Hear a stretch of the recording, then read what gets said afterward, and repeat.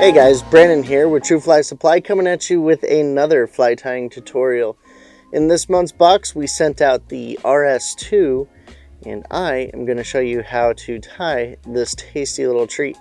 So put the hook in the vise and then go ahead and get your thread started as always. Just like so. I'm going to go ahead and snip off our excess here. Get rid of our extra bits and the trash. Go ahead and I'm going to go ahead and choke up on this. I'm getting a little carried away here. I'm going to go to the end of the hook here. Put my thread down and away so that way it doesn't cause me any grief here. Then we're going to take our tail fibbits that came in.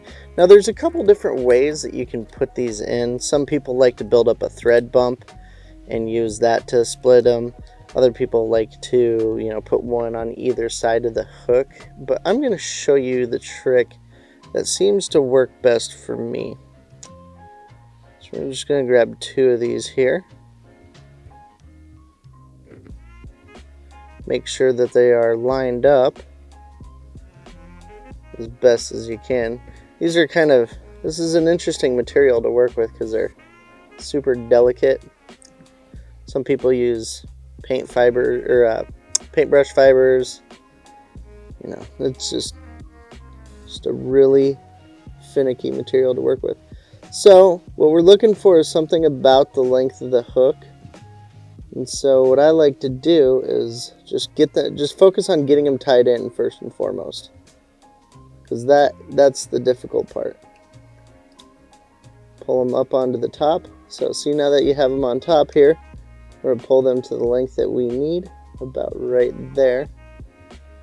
And I'm going to go ahead and make sure that they are tied in on the back. So now what we're looking for is we're looking for these tails to fork out like that. And so what I do is I put my thumb up underneath them and I just kind of bend them into place here by pushing on the bottom of the, where they tie in at. And that, for me, seems to work the best. I've never had an issue with this technique if you're just tying for the fish and not necessarily, for, looks or anything. I want to kind of angle them a little more this way if I can. Boom, there we go. That's perfect, just like that. Then as always, we're going to trim off her waist here, just like so. Now, we're going to grab our ultra fine dubbing, and with this, definitely less is more, 100%, because what we're looking for is a nice, super tight dubbing noodle, and we want to build up a nice taper on our fly here for the body. So I'm going to do about half of this, actually, right there. Now, this stuff will twist on pretty easily. If you have any issues, just lick your fingers. I like to take it a step further, and I actually have some dubbing wax here that I like to use. If you have it, great. Otherwise, it's not a necessity. But it's this Loon low tack wax here. I just get a little bit on my finger, and I like to throw it on my tying bench apparently. And then I just get it nice and gummed up there and just get it really, really super tight. And then I scooch the dubbing noodle up here. Let me tighten up my thread here.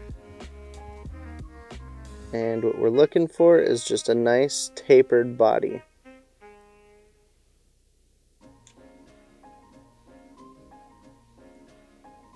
So about right here is kind of what we're looking for. I'm gonna tighten this up here really quick. Just kind of making sure everything is nice and clean and tight as I go. We're going to take our Antron yarn, just trim out just a small piece. We're just making a wing case, so it doesn't need to be anything super long or anything. Okay. And then once you have your Antron yarn, you're going to see it just like any other yarn. It's twisted up into, like, I think it's 3 fibers. Yeah, 3 fibers. And we're going to separate one of those fibers because this is a super tiny fly and we don't need all of this. So we're just taking one of these little fibers out of here. Now, another thing that I like to do, just like my dubbing, just so it's easier to work with, is I just twist it and make it all straight, so that way it's easier to tie in. I'm going to hold it right over the hook, just like so. Boom, just like that. And now what we want to do is trim off. We just want to focus on trimming off the front right now. Just like that. We'll worry about the back here in just a minute. Now, I have a bit too much of this dubbing on here, so we're just going to go ahead and peel a little bit of it off, or at least pull it down. That should be fine right there. And then we're going to go ahead and finish up our fly here.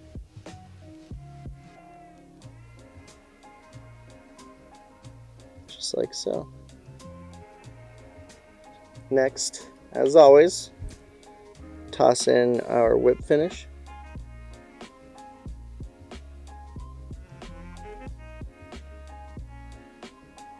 I just want to get this in right there.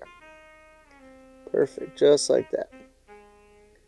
Bit of a buggy fly, and I almost crowded the eye, but I think we're pretty good on this one.